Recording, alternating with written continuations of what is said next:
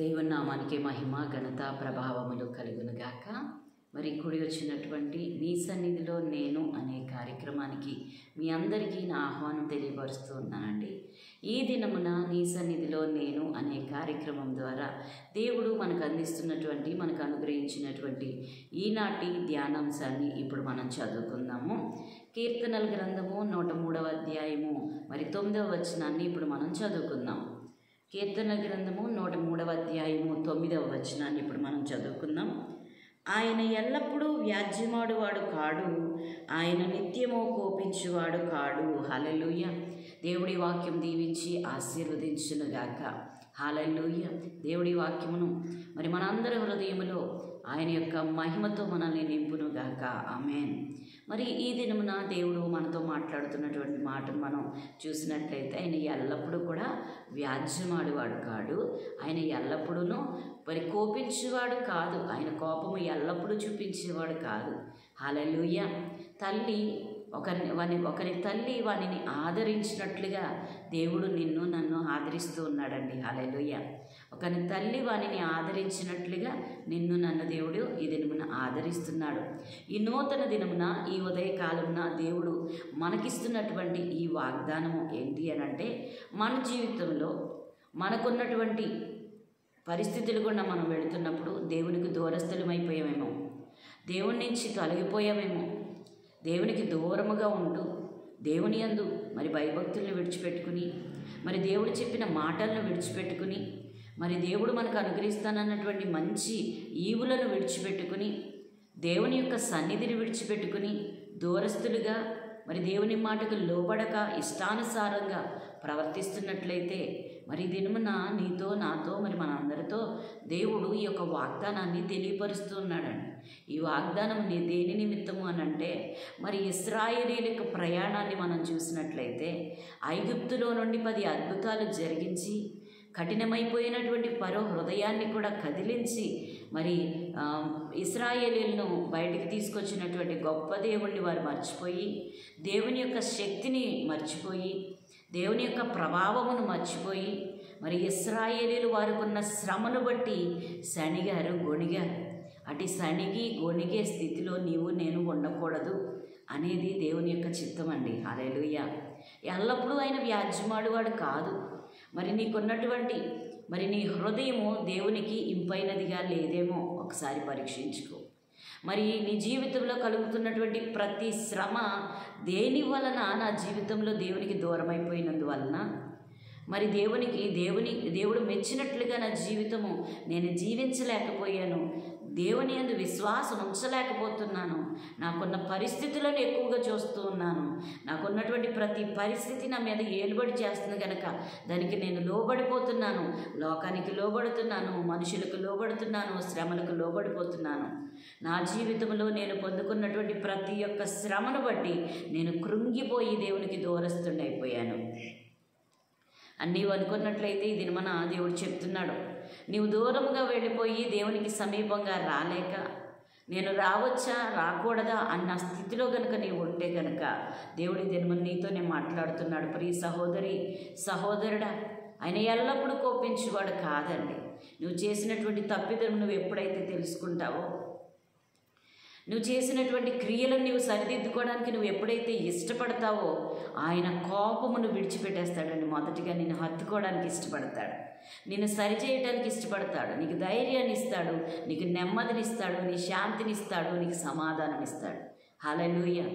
దేవునికి దూరమైపోయి దేవుని దూరముగా చేసుకుని మనం సాధించేది ఏమీ లేదండి. దేవుడు చేయలేదంటూ కూడా ఏమీ లేదు. ఆయనకి సమస్తము సాధ్యమే. ఎప్పుడైతే మన క్రియలు దేవునికి మరి మెచ్చినట్లుగా ఆయన అనుకున్నట్లుగా ఆయన చిత్తములో మనము చెయ్యమో అప్పుడు శ్రమలను పొందుకుంటాం, అప్పుడు నిందలను అనుభవిస్తాం, అప్పుడు దేవునికి దూరమైపోయి మరి శాపాస్పదముగా మన జీవితాన్ని మార్చుకుంటాం. అయితే దేవుడి దినమున నిన్ను నన్ను పిలుస్తూ ఉన్నాడు. హల్లెలూయా. దేవుడు నిన్ను నన్ను తన చేతులు చాపి కరములెత్తి మరి మనల్ని పిలుస్తూ ఉన్నాడు సిలువలో నుండి. నిన్ను నన్ను ప్రేమించున్నటువంటి దేవాది దేవుడు ఈ దినమున నిన్ను నన్ను పిలుస్తున్నాడు. నువ్వు చేసినటువంటి తప్పులు ఏవైనా, నువ్వు గతంలో చేసినటువంటి మరి దేవునికి దూరస్తుడు అయిపోయినా మరి ఈ దినమున తిరిగి రావడానికి నువ్వు ఇష్టపడితే నేను నిన్ను హక్కున చేర్చుకుంటాను. నేను ఎల్లప్పుడూ కోపించేవాడని కాదు. నీ తప్పిదము ఎప్పుడైతే నువ్వు తెలుసుకుంటావో ఆ తప్పును బట్టి నిన్ను నువ్వు సరి చేసుకుంటావో మరలా తప్పు జోలికి నేను వెళ్ళను అని మాట ఇవ్వడానికి నువ్వు సిద్ధపడతావో, నీ హృదయాన్ని సిద్ధపరచుకుంటావో దేవుడు ఖచ్చితంగా నీ జీవితంలో కార్యం చేయగలడు. ప్రియ సహోదరి సహోదరుడా, దేవునికి దూరంగా ఉండటం మంచిది కాదండి. దేవునికి దగ్గరస్తులుగా దేవుని యొక్క చిత్తములో దేవుని యొక్క సన్నిధిలో గడుపుట ఎంతో గొప్ప భాగ్యము. అననుకూల సమయములను అననుకూల పరిస్థితులను మనకు అనుకూలముగా మార్చే దేవుడు. దేవుణ్ణి ప్రేమించు వారికి సమస్తము కూడా సమకూడి జరుగుతున్నాయంటండి. హల్లెలూయా. మనకి ఈరోజు ఉన్నటువంటి కష్టాన్ని రేపటి దినమున దేవుడు మనకు మరి మంచి ఈవుల్ని ఇవ్వడానికి దేవుడు ఇష్టపడుతున్నాడు. దేవుడు మరి మనకు అద్భుతములు చేయడానికి దేవుడు ఇష్టపడుతున్నాడు. ఈరోజు ఉన్నటువంటి కష్టము అది నువ్వు కష్టమని భావిస్తున్నావు, కానీ దేవుడు ఆ కష్టాన్ని, ఆ యొక్క అననుకూల పరిస్థితిని, ఆ శాపాస్పదమైనటువంటి స్థితినే దేవుడు నీకు ఆశీర్వాదకరంగా మార్చబోతున్నాడు. ప్రియ సహోదరి, నీకున్న అప్పును బట్టి నువ్వు భయపడద్దు, నీకున్నటువంటి వ్యాధిని బట్టి నువ్వు భయపడద్దు, నీకున్న కోర్టు సమస్యలను బట్టి నీకు బాధపడద్దు, నీకున్నటువంటి కుటుంబ సమస్యలను బట్టి మరి నువ్వు భయపడవద్దు. దేవుడు నీతో ఉన్నాడు, దేవుడు నీకై ఉన్నాడు. దేవుడు నీ కొరకు సిలువలో మరణించి తిరిగి లేచాడు. ఆయన మరణించి నీ మరణాన్ని కొట్టివేశాడు. ఆయన తిరిగి లేచి నీకు నూతనమైన జీవితాన్ని ఇవ్వబోతూ ఉన్నాడు. హల్లెలూయా. నూతన యెరూషలేముతో నీ జీవితాన్ని కట్టుకోవడానికి, మరి నూతనమైనటువంటి స్వభావమును నువ్వు ధరించుకోవడానికి నువ్వు ఇష్టపడినట్లయితే ప్రభువైన యేసుక్రీస్తు నామములో నీకు విడుదల సమీపించిందని నువ్వు నమ్మినట్లయితే, హల్లెలూయా, విడుదల నీ కొరకే దేవుడు అనుగ్రహించు. ప్రతి ఒక్క మరి ఆయన పొందినటువంటి దెబ్బల వలన నీకు ఆరోగ్యము, స్వస్థత నీ భాగమై ఉన్నాయి. ఆయన దారిద్ర్యాన్ని అనుభవించి నిన్ను ధనవంతునిగా మార్చాడు. ఈ యొక్క విషయాన్ని నువ్వు ఎప్పుడైతే గమనిస్తావో, ఈ యొక్క విషయాన్ని ఎప్పుడైతే నువ్వు ధ్యానిస్తావో, దేవుని యందు దేవుడు చేసిన కార్యాలను ఎప్పుడైతే నువ్వు మరి నీ మనస్సునకు తెచ్చుకుంటావో, ధైర్యం తెచ్చుకుంటావో, దేవుని వలన నీవు రక్షణ పొందబోతున్నావు. హల్లెలూయా. దేవుని వలన నీవు విడుదల పొందబోతున్నావు. హల్లెలూయా. దేవుడు చేసినటువంటి ప్రతి మేలును నువ్వు జ్ఞాపకం చేసుకుంటే ఆ మేలులన్నీ కూడా నీ జీవితంలో నువ్వు చూడగలుగుతావు. దేవుని మీద ఆధారపడడం, దేవుని యందు నిరీక్షణ కలిగి ఉండటం, దేవుని యందు విశ్వాసం ఉంచటము, ప్రతి పరిస్థితి దేవుడు నాకు అనుకూలము మారుస్తాడు అనే నిరీక్షణ నీకు ఉన్నట్లయితే దేవుడి జీవితంలో గొప్ప కార్యం చేయబోతూ ఉన్నాడు. దేవుడు ఎల్లప్పుడూ కోపించేవాడు కాదండి, ఎల్లప్పుడూ వ్యాజ్యమాడువాడు కాడు. హల్లెలూయా.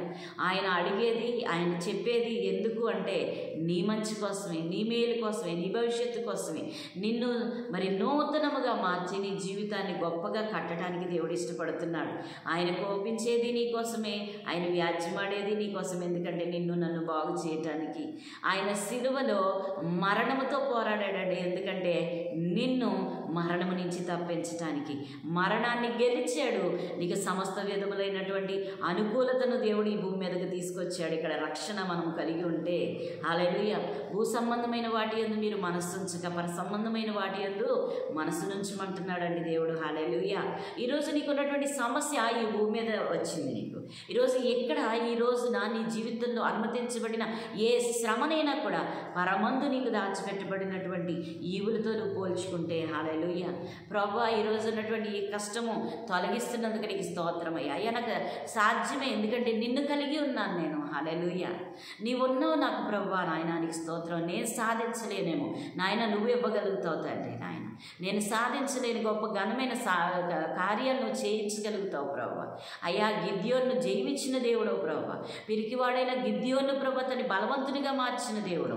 నన్ను బలపరచు అని యందు నేను సమస్తము చేయగలననే ప్రభువా తండ్రి నాయన కృపనిచ్చిన తండ్రి నీకు స్తోత్రాలు వందనాలు, స్తోత్రాలు వందనాలు అని ఆయనను స్తుతించగలిగినట్లయితే, ఆయనను సేవించగలిగినట్లయితే ఆయన ఎల్లప్పుడూ కోపించే దేవుడు కాదండి, ఆయన వ్యాజ్యమాడువాడు కాదు.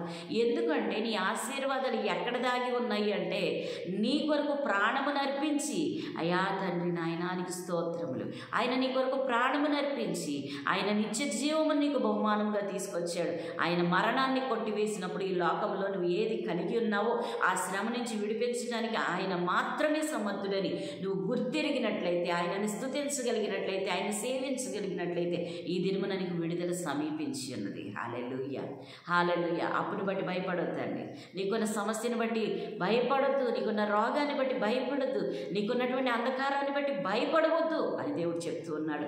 నీకున్నటువంటి శ్రమల నుంచి విడిపించడానికి శక్తిమంతుడు నీకు తోడుగా ఉన్నాడు.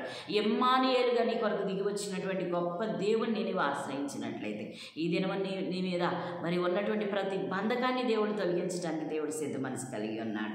దేవునికి మహిమ కలుగును గాక. మరి ఈ దినమున దేవుడు మనకు అనుగ్రహించినటువంటి ఈ గొప్ప వాగ్దానము, ఆయన ఎల్లప్పుడూ కోపించేవాడు కాదండి, మనల్ని సరిచేయడానికి. ఈరోజు నీకున్నటువంటి ప్రతి బంధకమును తొలగించడానికి ఆయన ఇష్టపడుతున్నాడు. ఈరోజు నీవు ఆయన వైపు తిరగలుగుతున్నావా? ఆయన వైపు ఆయన తట్టు తిరగలుగుతున్నావా? నీవు నా తట్టు తిరుగుము, నేను నీ తట్టు తిరుగుతానని వాగ్దానం చేసిన దేవాది దేవుని సన్నిధికి మనం అందరము కూడా చేరి ప్రార్థించగలిగినట్లయితే నేటి దినమున మీరు విడుదల పొందబోతున్నారు. నేటి దినమున మీరు గొప్ప కార్యాలు చూడబోతున్నారు. నేటి దినమున గొప్ప రక్షణ మీ జీవితంలో అనుమతించబడుతుంది. హల్లెలూయా. సాతాను సంబంధమైన క్రియలు మీ జీవితంలో నుండి వెళ్ళిపోతున్నాయి. మీరు నమ్మినట్లయితే, విశ్వసించినట్లయితే మరి దేవాది దేవుని స్తుతిద్దామండి, ఘనపరుద్దామండి, దేవుడి నామాన్ని మహిమపరుద్దాం. హల్లెలూయా. కాబట్టి ప్రతి ఒక్కరు కూడా తలలు వంచుకుందాం, ప్రార్థించుకుందాం. హల్లెలూయా.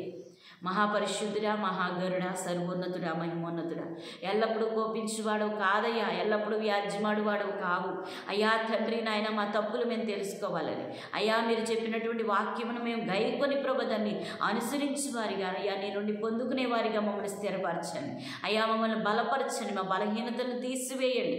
మా యొక్క ప్రభా తండ్రి నాయన, నీకు తగినటువంటి ఫలము ప్రభా మాలో మీరు చూడలేకపోతే తగిన ప్రతిఫలమును మాకు అనుగ్రహించండి ప్రభు.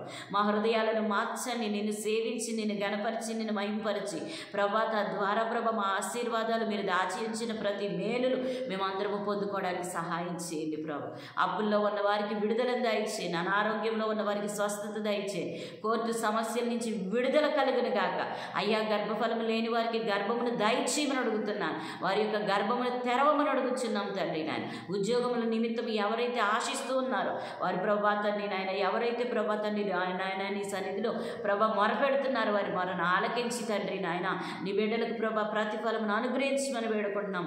ఇదే రక్షణ దినం, ఇదే అనుకూల సమయం అంటున్నావు ప్రభా. ప్రతి పాపి హృదయము మార్చబడ్డానికి ప్రభా తండ్రి నాయన నీవు చేసినటువంటి మేలును జ్ఞాపకం చేసుకుని నిన్ను అంగీకరించి తమ హృదయంలో విశ్వసించి తమ నోటితో ఒప్పుకొనుటకు రక్షణ కార్యమును చూస్తున్న ప్రియ బిడ్డల కుటుంబాల్లో ప్రభు జరిగించదువు గాక అని ప్రకటిస్తూ ప్రభా తండ్రి రక్షణ లేనటువంటి వారికి రక్షణ అయ్యా, పాప క్షమాపణ దయచేయమని అడుగుతున్నాను అయ్యా. నువ్వు కోపించువాడు కాదు, వ్యాజ్యమాడు వాడు కాదు, కనికరము కలిగిన దేవుడు ప్రభా.